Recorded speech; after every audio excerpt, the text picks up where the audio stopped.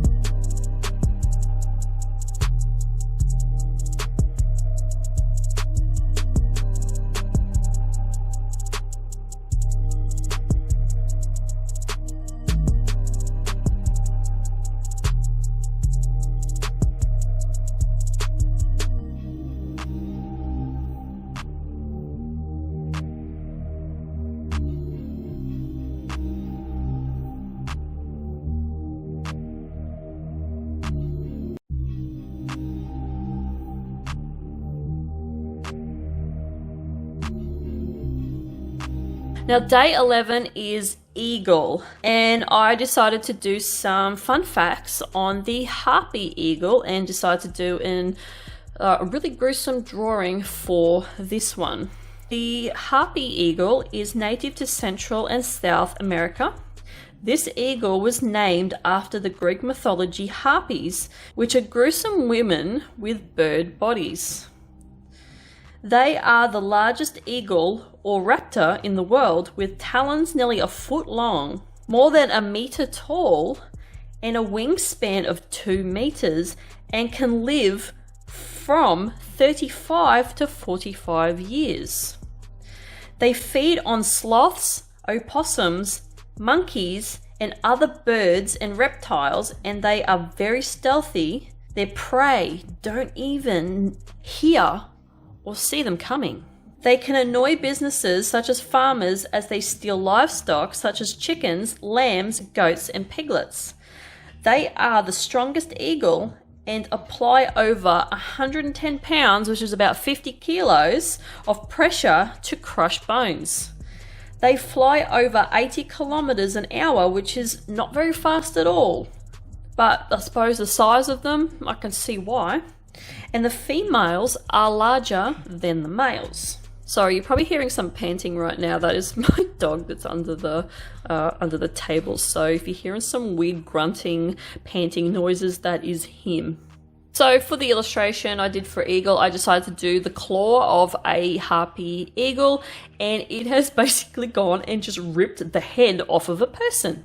And yeah, I stuck one of the talons straight up the nose, so yeah, one of the talons has probably pierced the brain, and it's just done, this one kind of reminds me of like Predator, how Predator likes to, if you have seen the Predator movies, how Predator likes to pick up humans and rip their heads off, and the spine just comes out as well. It's quite gruesome. So I sort of got a bit of inspiration from those movies with this illustration, and yeah, it sort of helped me come up with this one. So yeah, it's just an eagle foot. It's a harpy eagle foot that has ripped the head off, and some of the spines come out. Gory, I know. So I'll let you watch the rest of this illustration being drawn, and I will see you in the next prompt in a couple of minutes.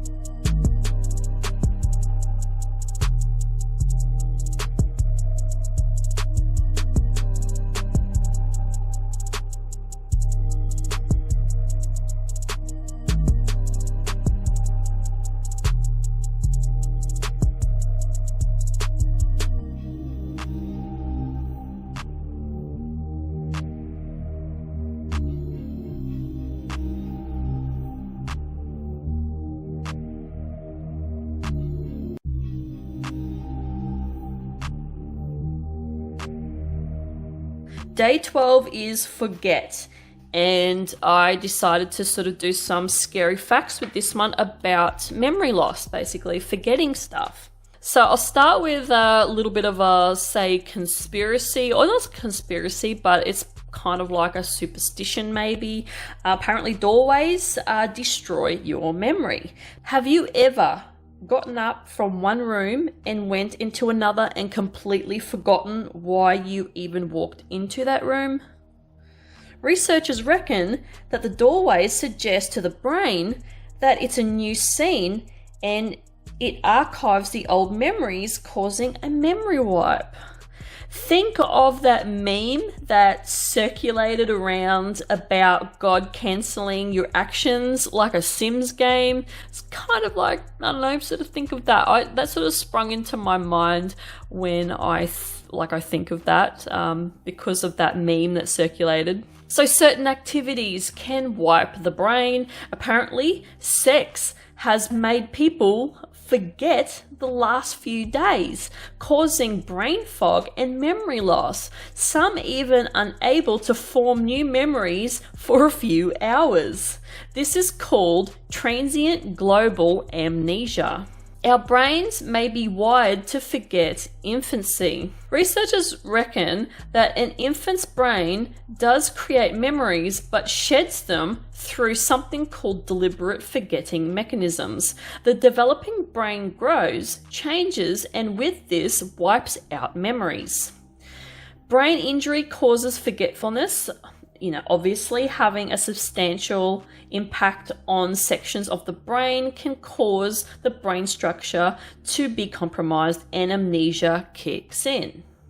Like, I'm thinking of all the footy players now here in Australia, with our AFL, our NRL teams and all that.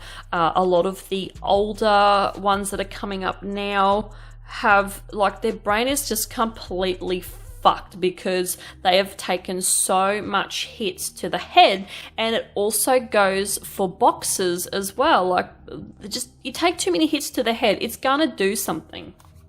Alzheimer's and dementia, which is brain diseases, cause memory loss. This causes absent-mindedness, unable to recall memories in the moment, forgetting minor details, not knowing where you are, thinking you are back in a time in the past, like 20 years ago, putting things in unusual places, for example, milk in the cupboard and clothes in the dishwasher. So there's just some of the things that can cause forgetting and all that sort of stuff. There is also others out there just being not being productive. I have found that if you're not stimulating your brain, that can also cause you to have a bit of brain fog and not remember a lot of things. I feel as though you have to keep your brain active no matter what age you are. You just got to keep stimulating it to not forget things.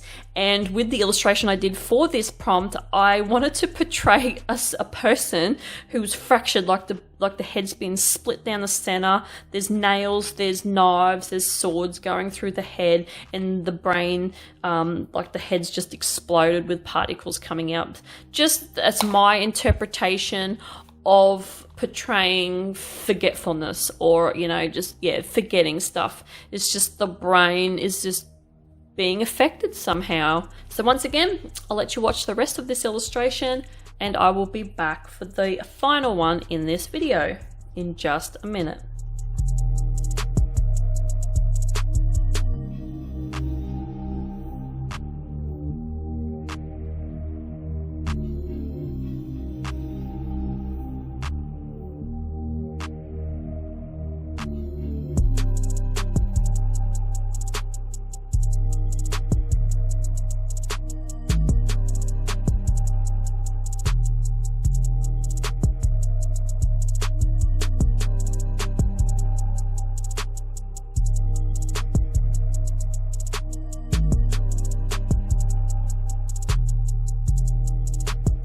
So the last prompt in this video today is day 13, kind.